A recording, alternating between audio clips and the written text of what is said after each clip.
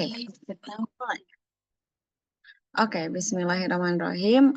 Untuk open class informatika hari ini, yang pertama Burhan mau bahas tentang ini sih sebenarnya kisi-kisi aja, karena kan seperti kalian tahu ya, biasanya kalau misalkan informatika itu yang dicek benar-benar itu adalah dari kisi-kisinya. Nah, kemarin beberapa kelas sudah menyelesaikan kisi-kisi, mungkin kelas lain ada yang belum. Nanti kalian bisa cek di kelasnya masing-masing ya untuk kisi-kisinya. Nah, Bu Rahai pakai salah satu kelas ya. Ini kan kemarin Bu Rahai minta linknya tuh ke teman-teman. Jadi Bu Rahai pakai ini untuk kita bahas di open class-nya. Untuk kelas lain ada nggak yang belum bikin kayak gini Google Docs-nya? 8A udah, 8B udah kan ya? 8B ada nggak di sini?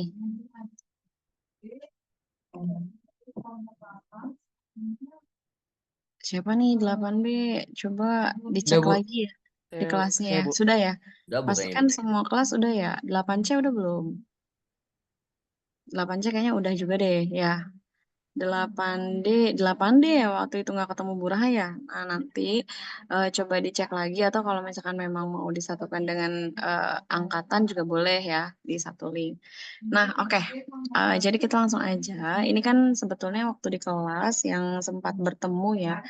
Kita sudah membahas ini berdasarkan absensinya tuh. Namun kan ada yang belum. Jadi kita mulainya dari bawah ya. Harapannya supaya yang belum terbahas di kelas ini bisa kita maksimalkan gitu.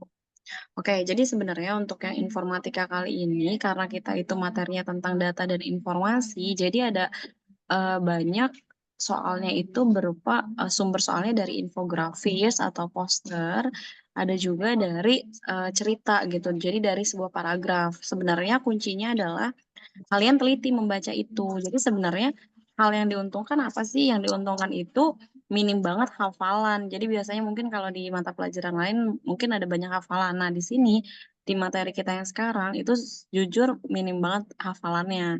Jadi tapi jangan jadinya ketika nggak ada hafalan kalian jadinya oh ya udah aku bisa karena keseringan tuh di materi-materi kayak gini justru yang kalian tuh nggak teliti gitu. Nah, jadi di sini kan contohnya nih diberikan sebuah cerita, berarti itu nanti ada ceritanya gitu.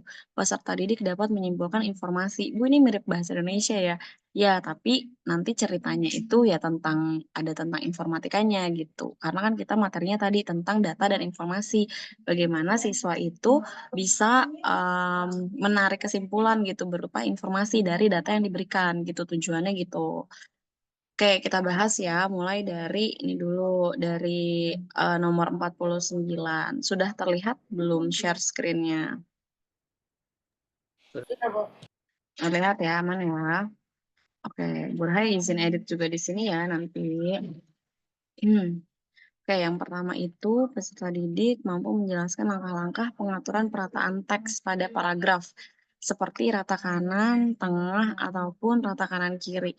Nah, ini tuh sebenarnya mudah banget ya. Kalian kan udah bikin karya tulis ya, harusnya kalian bisa nih. Jadi kalau untuk rata rata perataan teks ini atau pengaturan teks ini itu ada di menu home biasanya.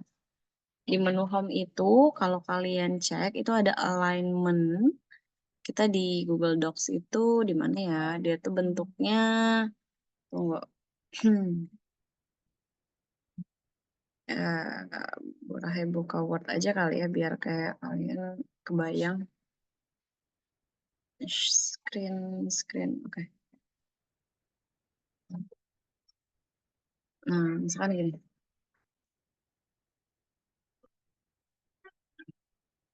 Ini contohnya nih, misalkan kalian mau alignment itu yang kita tahu itu kan yang ini nih. Yang mana sih? Ini dia nih. Ini kan. Nah, kita pin dulu. Oke. Nah, ini kan sebenarnya gampang banget nih, ya kan? Tinggal ini rata kiri, rata tengah, rata kanan kiri. Nah, tapi nanti tuh yang ditanyakan berupa kayak gimana sih? Yang pertama, bisa jadi pertanyaannya itu adalah selain simbol ini, mungkin yang ditanyakan adalah kombinasi dari shortcut-nya. Misalkan dari shortcut keyboard nih, kalau misalkan rata kiri itu apa sih? Misalkan kan kontrol, left ya kan, L. Nah, "Bu, aku nggak biasa pakai, Windows, aku pakainya MacBook," gitu. Nah, nanti ada juga pilihannya, misalkan komen sama apa gitu. Jadi kalian tenang aja kalau misalkan kalian nggak terbiasa sama Windows, nanti, pilihannya juga ada yang, itu ya, ada yang komen gitu pakai, MacBook. Jadi untuk yang soal ini, yang nomor 49 itu nanti mungkin yang muncul bisa tadi kombinasi keyboard-nya atau namanya dia, misalkan dia untuk mengatur judul, judul itu cocoknya pakainya rata apa sih gitu. Jadi itu kan, bisa kalian kira-kira ya bahwa judul itu biasanya ratanya rata tengah loh, misalkan kayak bab 1 pendahuluan, nah itu kan biasanya rata tengah tuh kayak gitu. Oke, itu untuk yang nomor 49. Semoga mudah ya yang itu. Kemudian diberikan sebuah data, peserta didik mampu menambahkan informasi yang diperlukan pada data tersebut.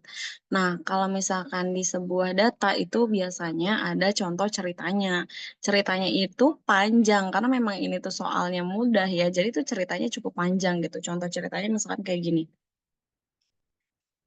Nah, misalkan ya, jadi ada sebuah cerita kayak gini. Nah, kalian itu harus membaca nih cerita ini. Dari cerita ini yang pertama mungkin kalian diminta kesimpulan dari ceritanya, bahwa informasi apa sih yang diberikan di paragraf 1 misalkan kayak gitu. Kemudian, apa sih tujuannya? Tujuannya misalkan ini kan tentang apa nih? Coba deh kalian baca dulu deh paragraf 1. Kabupaten X merupakan kabupaten yang terkenal dengan hasil pertaniannya. Selain karena tanahnya subur, juga didukung oleh udaranya yang dingin karena berada di daerah pegunungan. Selain itu, Kabupaten X mempunyai curah hujan yang tinggi sepanjang tahun yang sangat dibutuhkan oleh tanaman sayur-sayuran. Meskipun memiliki tingkat kesuburan yang tinggi, petani di Kabupaten X tidak dapat dikatakan hidup sejahtera. Hal ini disebabkan harga-harga dari hasil pertanian mereka masih belum seperti yang diharapkan.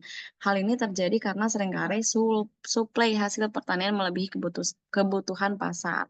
Nah, di sini berarti kan yang pertama adalah masalahnya dulu di paragraf ini. Ini kita contoh ya.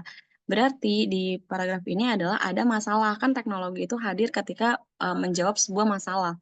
Nah, ada masalah nih di Kabupaten X bahwa, petani di sana hidupnya dikatakan kurang sejahtera, padahal hasil pertaniannya tuh bagus. Nah, apa sih yang jadi permasalahannya gitu kan. Terus bagaimana sih solusinya? Nah, nanti ada di paragraf berikutnya, gitu. Nah, di sini contohnya, untuk membantu petani menjaga harga-harga hasil pertanian tetap tinggi, Dinas Pertanian setempat kemudian membangun sebuah sistem. Nah, di sini nih informatikanya.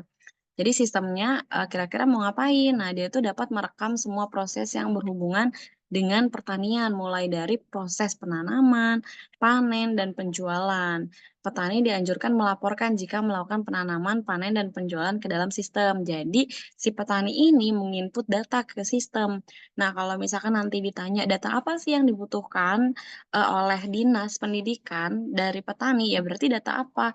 Yaitu data ini, proses penanaman, panen, dan penjualan gitu contohnya ya. Nah, kemudian, proses pelaporan ini dapat dilakukan dengan menggunakan SMS atau WhatsApp ya, WhatsApp ini karena kan, petani ya, dia kan mungkin nggak secanggih kalian gitu. Dan demikian Dinas Pertanian dapat merekam data-data ini. Nah, kalian tuh harus, underline gitu, mana sih kata-kata mana sih yang memang dibutuhkan oleh data-data sistem. Misalkan untuk membuat sebuah sistem, website, ataupun apapun itu gitu ya, untuk melakukan perekaman data, kan dibutuhkan data. Nah, data-datanya yang mana? Terus kalau misalkan nanti ada pilihan, data ini tuh sebenarnya nggak diperluin loh, kalian jangan pilih. Karena tuh di yang, Asat Informatika ini banyak juga kalian tuh harus, memilihnya lebih dari satu, kayak gitu. Misalkan data yang dibutuhkan yaitu data penanaman, panen, dan penjualan, terus ada lagi data ulang tahun, itu kan nggak butuh kan, ya udah jangan kalian centang. Jadi di situ kalian harus memilih data-data yang dibutuhkan memang khusus untuk sistem tersebut, gitu.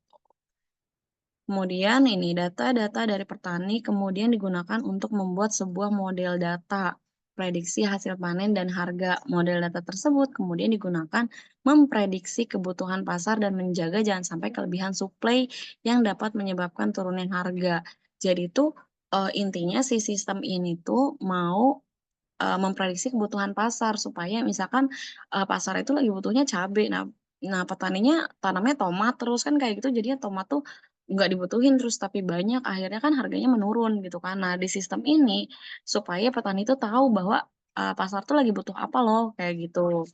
Ya, jadi itu tujuan dari sistemnya. Kalau misalkan nanti ditanya, berarti tujuan dari sistemnya apa? Nah, berarti kalian bisa cek nih underline. Kemudian di sini tuh sistem kemudian dapat menyarankan mereka harus apa yang harus mereka tanam tuh ya kan. Jadi mereka itu dikasih tahu nih di sistem itu bahwa mereka itu harus menanam cabai, mereka itu harus menanam tomat. Nah, jadi kuncinya kalian tuh harus literasi si paragraf-paragraf ini gitu. Oke, kemudian di awal sistem dibangun, petani enggan melaporkan proses penanaman yang mereka lakukan. Hal ini disebabkan petani belum memahami apa manfaat dari sistem tersebut. Nah, di sini kan kita udah belajar tuh kendala. Kendala apa sih? Ya kan kendala itu ada kendala teknis, ada kendala motivasi, ada kendala privasi, dan lain-lain. Nah, kalau misalkan di sini dia bilang dia belum memahami apa manfaat dari sistem tersebut, nah berarti misalkan dia kendalanya kendala apa, di sini kan dan tidak melihat keuntungan bagi mereka. Berarti tuh mereka tuh ngerasanya bahwa, "Ah, nggak untung ngapain sih ribet banget pakai sistem, nggak usah deh," gitu. Artinya berarti mereka mempunyai kendala dari dalam diri mereka. Nah, kalau kendala itu dari dalam diri mereka, berarti kendalanya kendala motivasi. Kenapa? Karena, di sini dia bilang, "Ah, nggak untung pakai itu, capek-capekin aja," kayak gitu. Nah, kemudian kendala yang kedua, misalkan terkendala dengan perangkat HP. Nah, HP ini kan alat.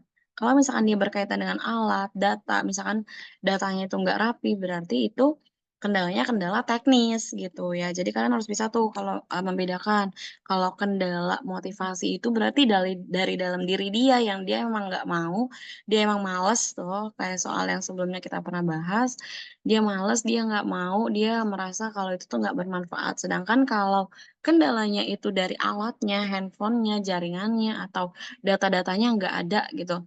Berarti itu namanya kendala teknis. Kendala privasi gimana, Bu? Kendala privasi itu berarti itu tuh nggak boleh di-share gitu kemanapun gitu. Jadi, misalkan dia minta untuk memasukkan nomor kartu kredit atau nomor expired kartu, itu yang nggak boleh di-share kan, kayak gitu, itu kendala privasi. Nah, namun setelah memberi, berbagai pengertian, petani mulai tergerak untuk melaporkan proses, pemanenan yang dilakukan. Ya, jadi gitu. Untuk contoh-contoh soal yang ada teksnya itu kalian baca per paragraf. Biasanya, untuk satu cerita kayak gini, untuk beberapa soal kayak gitu ya. Nah, kemudian, mmm, mana dia? Nah ini kan tadi tuh udah termasuk ya yang cerita-cerita itu, ini tuh bisa jadi satu cerita, banyak soal. Nah, kemudian yang ini, peserta didik dapat menjelaskan alasan data di internet berkembang dengan sangat cepat. Nah, kenapa sih data di internet itu, berkembang dengan sangat cepat? Yaitu kan yang pertama aksesibilitasnya tinggi, maksudnya itu gimana? Kita itu bisa akses internet di mana aja. Yang kedua, kita itu mudah mudah untuk membuat, akun, untuk memposting, kalian di siswa Labsul misalkan satu orang aja posting, itu kan banyak banget. Contohnya kalian punya Dan, tugas Bu, dan ya juga bisa bikin akun alt, Bu. iya, akunnya bisa banyak kan, bisa lebih dari satu. Makanya itu juga termasuk kenapa sih data di internet cepat banget berkembang. Kayak gitu.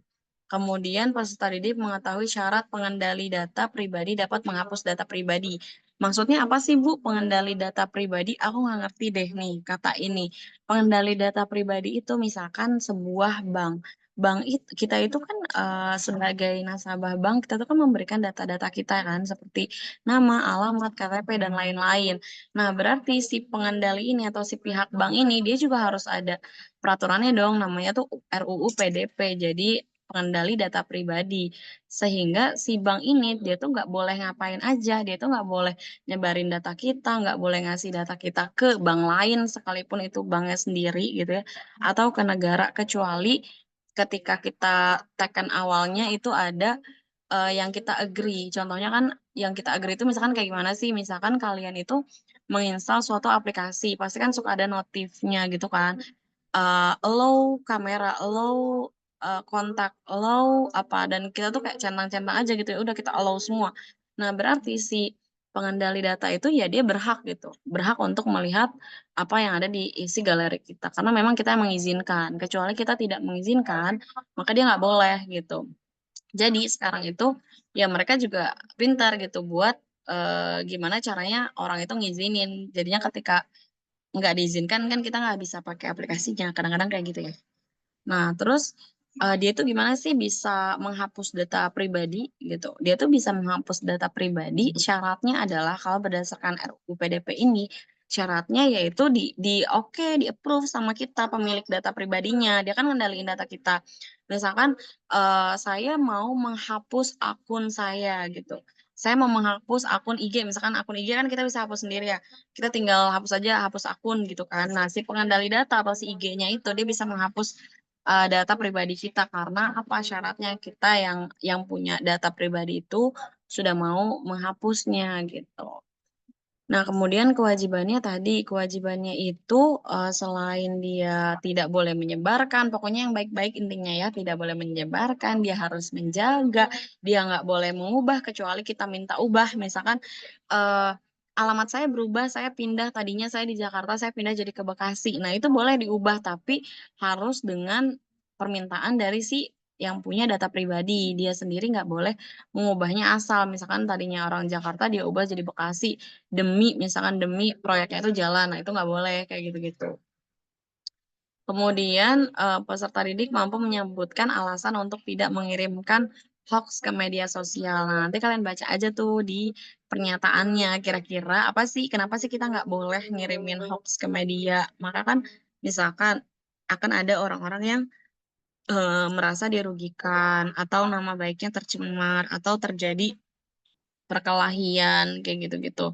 Terus kalau misalkan kita nge-share sesuatu kan kita juga harus cek dulu kebenarannya. Contohnya kan yang berita lagi hype itu yang ada, eee, apa ya, kayak misalkan artis dia itu nge-share, ngefotoin orang lagi mukul anjing gitu kan, dia share sampai viral, tapi dia tuh nggak tahu apa yang di balik itu, apa yang terjadi gitu, sampai dia tuh share, akhirnya merugikan orang lain itu kehilangan pekerjaan tanpa tahu dulu alasannya apa gitu kan. Mungkin kan seseorang melakukan itu ada alasannya sendiri. Nah, contohnya kayak gitu. Kemudian itu mungkin benar gitu ya, tapi dia tidak lengkap gitu, beritanya itu yang diposting tidak lengkap sehingga menimbulkan, kerancuan, kayak gitu. Kemudian menjelaskan bagaimana agar informasi mudah dimengerti. Informasi yang agar mudah dimengerti itu yang pertama dia itu harus akurat. Harus akurat tuh berarti harus benar. Kemudian yang kedua lengkap, supaya kita itu paham yang penerima informasi, informasi yang kita berikan itu harus lengkap, jelas, dan itu, sesuai dengan bahasanya. Misalkan kalau orang itu pakainya bahasa Sunda, dia tuh nggak bisa sama sekali bahasa Indonesia, ya supaya informasi itu mudah dimengerti ya kita harus memahami tuh bahasanya, bahasa si yang mau kita transfer informasi itu, berarti kita harus pakai bahasa Sunda, kayak gitu. Contohnya ya, itu adalah, bagaimana agar informasi mudah dimengerti. Kemudian dapat mengetahui jenis data yang tersebab sehingga terjadi kejahatan fisik. Nah, ini contoh soalnya udah kita bahas juga di kelas ya, bahwa kejahatan fisik itu biasanya kan fisik itu harus ketemu, berarti itu logikanya apa? Kalau kita nge-share apa? Berarti kan logikanya misalkan kita nge-share yang aneh-aneh gitu, tapi kan dia nggak tahu tempat kita di mana ya, mungkin fisik kita nggak akan terjadi apa-apa, mungkin kita masih aman-aman aja. Tapi ketika kita men-share di mana tempat kita berada, yaitu lokasi kita, sekarang kita tuh ada di mana, ya mungkin itu akan terjadi gitu, ya kan. Kayak gitu contohnya, berarti yang paling memungkinkan adalah lokasi. Kalau yang lain bisa nggak, Bu? Ya mungkin bisa aja, cuma kan dia butuh effort kan. Misalkan, foto liburan contohnya kan waktu itu ya, foto liburan. Ya memang, aku lagi nge-posting gitu, aku lagi liburan di pantai gitu, tapi kan, itu kan mungkin 5 menit yang lalu deh, 5 menit yang lalu aku posting, bahkan aku postingnya tuh pas jam makan siang, aku udah nggak di pantai itu, kayak gitu. Nah, dia kan lebih effort lagi tuh untuk mencari kita kalau misalkan memang dia tujuannya untuk kejahatan, kayak gitu kan. Jadi yang bener-bener mungkin, paling memungkinkan kejahatan itu ada, yaitu ketika tadi lokasi kita di-share. Kemudian, dapat menentukan langkah yang tepat ketika menerima informasi. Kita juga udah bahas nih, bahwa yang pertama kita harus cek dulu kebenarannya. Kemudian setelah dicek, oh benar, maka kita, cek dulu, nih orang butuh nggak sih? Kalau misalkan kayak orang nggak butuh, ya udah nggak usah di-share, kayak gitu. Jadi kita tuh boleh nge-share kalau misalkan memang itu orang itu butuh, nggak apa-apa gitu. Tapi ketika menurut kita informasi itu nggak akurat atau bahkan tuh kita nggak yakin gitu siapa yang bilang, ya udah kita nggak boleh share kayak gitu. Itu untuk nomor 37. Kemudian, oke, akurat dan reliable, berarti ini tuh dapat dipercaya, ya kan. Maksudnya yang kayak gimana sih? Misalkan nih kalian kan membuat kartul, kartul itu mungkin di beberapa kalian tuh, kutip dari website, sedangkan yang website juga kan ada levelnya ya, ada website yang levelnya memang dia terpercaya, ada yang enggak. Nah, kalau misalkan yang terpercaya kayak gimana? Misalkan kan dia tuh berupa organisasi, tapi kalau misalkan website individu yang kita tuh nggak tahu, mungkin aja itu anak SMP lagi buat tugas gitu, dan dia juga ngutip dari orang lain. Nah, itu berarti, kurang reliable kayak gitu, kurang bisa dipercaya lah, kurang akurat kayak gitu. Kemudian kendala teknis yang dialami, saat pengumpulan data, ini contohnya kayak tadi teksnya itu, bahwa kendala teknisnya misalkan laptopnya rusak, dia, di suatu daerah itu misalkan dia itu pengadministrasiannya jelek gitu, misalkan dia tuh selama ini nggak pernah bikin laporan, jadi ketika pemerintah minta laporan, dia tuh nggak punya laporannya karena, eee, kekurangan-kekurangan mereka itu. Nah, berarti itu termasuk kendala teknis. "Kok bukan motivasi, Bu?" Ya bukan, karena kan yang nggak ada adalah bentuk fisik laporannya, kayak gitu tadi contohnya. Kemudian informasi yang paling cepat kadaluarsa, contohnya itu yang, informasi cuaca, kayak gitu-gitu, ramalan, kayak gitu. Mampu menentukan contoh data itu contohnya yang tadi tuh, misalkan dalam sebuah teks itu ada data-data yang diminta. Nah, datanya tuh apa aja sih? Kemudian mungkin bentuknya tuh berupa apa cocoknya, kayak gitu. Kalau misalkan data yang berupa perbandingan mungkin kan cocoknya grafik ya, kita lebih enak melihat perbandingan grafik, oh 2018 lebih dikit, oh 2019 lebih banyak. Kita kayak cuma lihat grafik, kita cepat gitu nyimpulinnya. Nah, itu contohnya data-data. Kemudian ini contohnya, ini soal yang apa nih, ini udah lengkap banget nih dikasihnya nih. Mampu menjodohkan langkah-langkah pemformatan teks. Oh, mungkin mungkin nanti misalkan bold itu dijodohkannya dengan apa. Nah, kalian kan untuk menjodohkan kalian harus paham dulu ya, bahwa ini untuk apa. Ini sebenarnya mudah sih kalau kalian udah terbiasa ya, bold itu untuk tebal, betul. Kemudian italics itu untuk miring, biasanya untuk kata asing, lalu underline itu untuk garis bawah, kemudian, ini ada contohnya juga tuh menggunakan warna teks untuk menarik perhatian pembaca, menandai bagian penting, kayak gitu ya. Itu udah betul, yang ini. Kemudian, peserta didik dapat menjelaskan fungsi layout bricks. Nah, ini kan untuk membuat section pada bricks. Jadi ketika kita buat, halaman pada area tulis, kita kan ada yang di bawah, ada yang di atas. Nah, di bawah dan di atas itu, dia itu beda beda section-nya. Jadi kita tuh harus membedakan mereka supaya kita bisa memberikan halaman yang berbeda, kayak gitu. Oke, Anda mungkin ingin satu bagian memiliki 2 kolom, namun tidak untuk seluruh dokumen. Nah, ini contohnya. Ini udah betul juga. Oke ya, nanti bisa kita lanjut lagi di atas. Kita lanjut dulu ke, contoh ininya, apa, gambar gambarnya, contoh infografis ya. Kita suka contoh infografis, boleh buka dulu infografisnya. Kita satu-satunya harapan adalah pemenang ya enam tersemangat dan yel ya terus Nah, ini contohnya ya. Kita share screen lagi. namanya pakai backsound kita doang pakai kemampuan Oke. Udah kelihatan ya. Nah, ini contoh dari infografis. Jadi nanti kalian itu, ini kan sebenarnya mudah, tapi kalian nggak boleh menggampangkan ya, karena ya di sini harus kalian baca dan kalian harus bisa tahu cara baca grafik itu gimana, cara baca tabel itu gimana. Nah, yang pertama, kalau misalkan kita diberikan sebuah infografis seperti ini, yang pertama misalkan, jadi kesimpulannya itu apa infografis ini?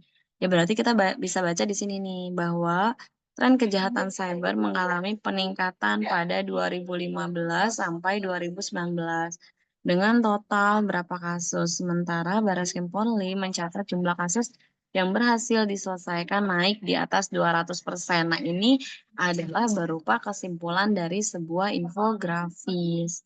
Kemudian, sekarang kita lihat kerugian kejahatan cyber. Kerugiannya itu apa aja? Ini contohnya, mana sih kita perbesar deh. Nah, kerugiannya di sini misalkan pada tahun 2018 ada 1 A2. Nah, ini nanti kalian tinggal centang aja yang mana bagian yang betul, yang mana yang bagian yang salah. Nah, tipsnya kalian harus mampu membacanya kayak gini.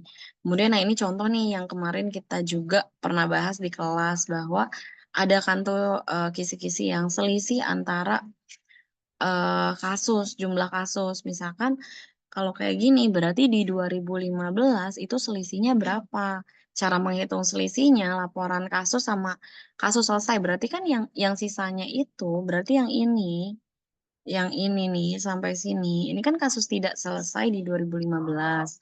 Ini kasus tidak selesai di 2016. Nah, segini kasus tidak selesai di 2017. Ini 2018 nggak selesai. Lalu yang ini 2019 nggak selesai. Dan yang ini 2020 nggak selesai. Nah, kalau misalkan kita nanti pertanyaannya, jadi tahun berapa sih kasus yang paling banyak nggak selesai? Kalian harus cari dulu ininya. Harus cari dulu jumlah hasilnya. Misalkan berapa sih nih? 2609. Contoh ya. 2609 dikurangi 624. Nah, 1985 tuh. 1985 berarti di sini selisihnya 1985. Jadi itu nanti kalian hitung nih selisih-selisih ini. Kalau misalkan memang yang ditanya berapa jumlah kasus yang tidak selesai. Kenapa kita harus mencari? Karena tuh nggak ada di grafiknya. Di grafiknya itu adanya laporan kasus selesai sama laporannya gitu. Berarti kan kita harus ngitung dulu. Nah, kemudian kita cari lagi di sini. Berapa? Misalkan 3110 dikurangi 908. 3110 dikurangi 908. 2202. Nah, di sini 2202. Nah, di sini contohnya ini kan misalkan ya anggaplah dari udah kita isi semua gitu ya, misalkan kayak gini. Nah, dari sini kan kita udah bisa membandingkan nih, misalkan dari 2015 dan 2016, tahun berapa sih jumlah laporan kasus yang nggak selesai, yang paling banyak, berarti kan jawabannya adalah 2016. Atau kalau misalkan yang ditanya laporan kasus paling tinggi di mana sih? Yaitu di 2019. Kemudian laporan kasus selesai paling banyak di 2000 berapa sih? Yaitu di 2019. Misalkan kan kayak gitu. Atau dari 2018 sampai 2019 laporan kasusnya naik berapa? Nah, kalau dia bilang naik berapa, berarti kan harus dikurangi kan? Berarti yang dikurangi yang mana? Berarti yang dikurangi kan dia nih. Ini dikurangi ini gitu kan. Nah, selisihnya berarti kita tahu bahwa peningkatan di 2018 itu berapa? 4586 dikurangi 4360. Nah, berarti 166. Nah, berarti di sini 166 peningkatannya kayak gitu, peningkatan laporan kasus. Jadi kayak gitu untuk grafik ya. Jadi kalian kayak jangan langsung jawab aja gitu kalau oh ini ya udah ini jawabannya enggak ya. Jadi itu ada step-stepnya yang harus kalian hitung. Kalian harus baca baik-baik itu grafiknya. Oke. Nah, kemudian bentar ya kita waktunya udah habis juga nih.